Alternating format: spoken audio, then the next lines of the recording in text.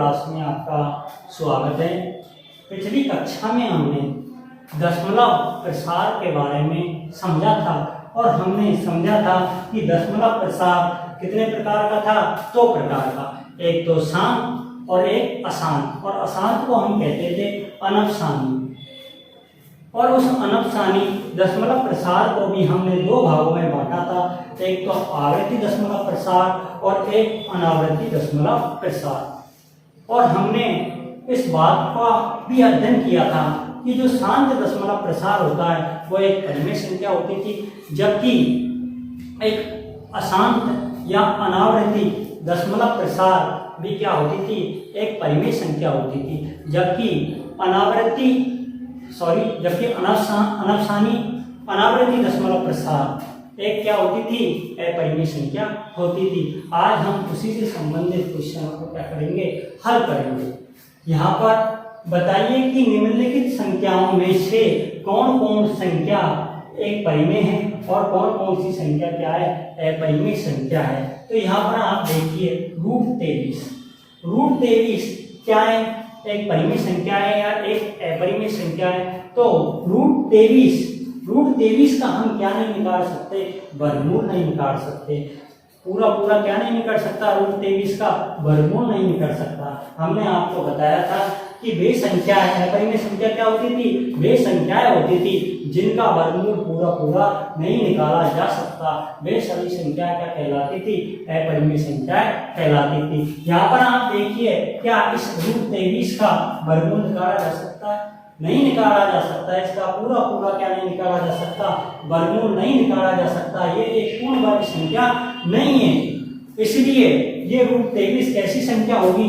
एक अपरिमेय संख्या होगी। कैसी संख्या होगी? अपरिमेय संख्या होगी।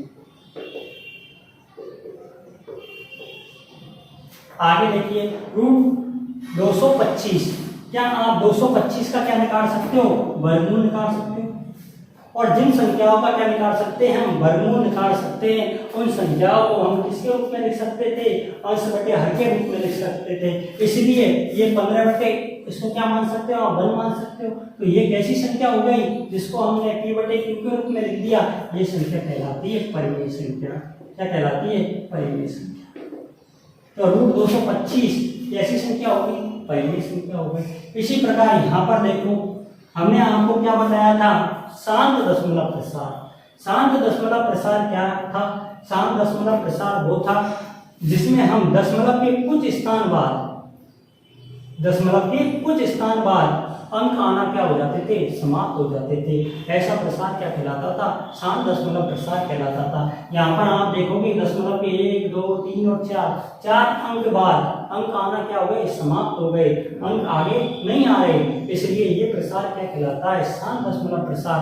और इसके अंतर्गत कौन सी संख्या आती थी? शांत दशमलव संख्या आती थी। इसके अंतर्गत कौन सी संख्या आती थी? परिमेय संख्या आती थी। जिनका दशमलव प्रसार क्या होता था? शांत होता था। वे सभी संख्या क्या कहलाती थी?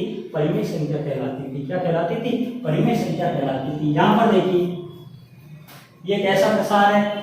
यहाँ पर आप देखो 4, 7, 8, 4, दशमलव के बाद देखो क्या आ रहा है? 4, 7, 8, 4। और इसके बाद क्या गया? यहाँ पर क्या आ रहा है? देखो 4, 7, 8।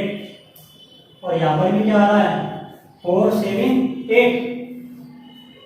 यहाँ पर क्या आ रहा है? दशमलव के बाद 4, 7, 8 और 4, 7, 8। आगे भी अंकों की क्या हो रही होगी? इसी तरह क्या हो रही होगी? ये डॉट का मतलब क्या है? अंकों की आगे की क्या हो रही होगी? पुनरावृत्ति हो रही होगी। यानी कि 4 पॉइंट के बाद 4, 7, 8, 4, 7, 8 डॉट का मतलब यहाँ पर भी 4, 7, 8, 4, 7, 8, 4, 7, 8। आगे भी अंकों की क्या हो रही होगी? पुनरावृत्ति हो रही होगी। क्या हो रही होगी? पुनरावृत्ति हो रही होगी। इसलिए यहाँ पर पुनरावृत्ति होती है तो वहां पर कौन सी दशमलव प्रसार कहलाता है? वहां पर कहलाता है अनपशानी आवृत्ति दशमलव प्रसार। क्योंकि यहाँ पर किसकी आवृत्ति हो रही है? यहाँ पर 4, 7, 8 की 4, 7, 8 की क्या हो रही है? आवृत्ति हो रही है। इसलिए ये दशमलव प्रसार कैसा होगा? अनपशानी आवृत्ति दशमलव प्रसार कहलाएगा। क्या कहलाएगा? अनपशानी आवृत्ति। और अनपशानी आवृत्ति दशमलव प्रसार कैसा होता है? परिमेय संख्या होता है। हम इस बात का अध्ययन हम पिछली कक्षा में हम कर चुके हैं कि आवृत्ति दशमलव प्रसार कैसा होता है, परिमेय संख्या होता है। नेक्स्ट देखिए क्वेश्चन नंबर 5 की बात करते हैं। यहाँ पर आप देखिए दशमलव के बाद देखो कितना आ रहा है 10, 10 के बाद कितना आ रहा है 100, 100 के बाद कितना आ रहा है 1000, 1000 के बाद कितना आया 10,000, 10,000 के बाद कितना आएगा 1 लाख।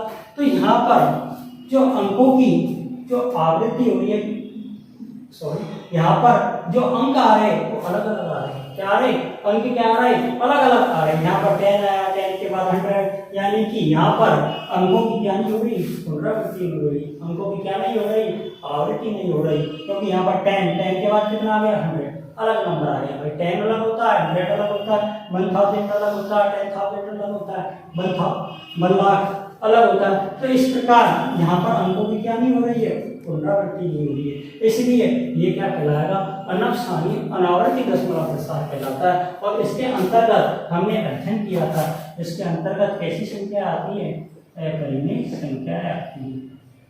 कैसी संख्या आती है, अपरिमेय संख्या आती है। तो ये दशमलव प्रसार कैसा होगा, अपरिमेय संख्या वाला होगा। कौन सा होगा, अपरिमेय संख्या वाला दशमलव प्रसार। दिए गए क्वेश्चन के आधार पर ही आपको ये क्वेश्चन भी क्या करना है, सॉल्व करना है। इस क्वेश्चन के अंतर्गत आपको परिमेय और अपरिमेय संख्या की क्या करनी है, पहचान करनी है।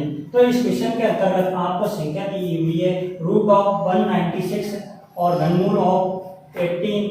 इसका यदि क्वेश्चन नंबर 3 दिया हुआ है 9/27, क्वेश्चन नंबर 4 दिया हुआ है रूट 28/343, क्वेश्चन नंबर 5 दिया हुआ है 10.124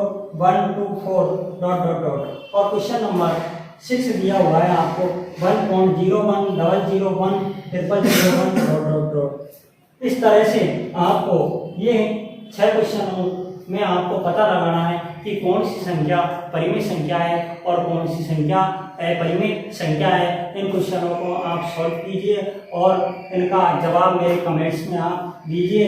यदि मेरे द्वारा बनाया गया वीडियो आपको अच्छा लगे तो इसको लाइक कीजिए, कमेंट्स कीजिए, शेयर कीजिए और मेरे चैनल को सब्सक्राइब कीजिए। Thank you.